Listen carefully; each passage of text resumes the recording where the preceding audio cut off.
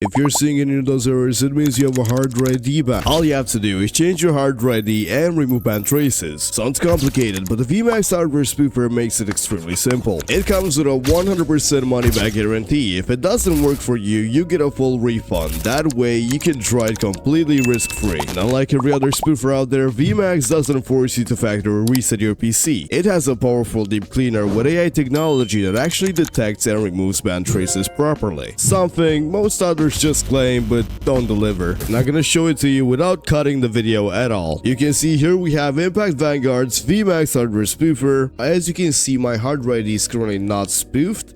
I'm gonna go to the spoofer tab. I'm gonna select my motherboard type. I'm gonna go for a gigabyte in this case, and I just want to press natural spoof like this.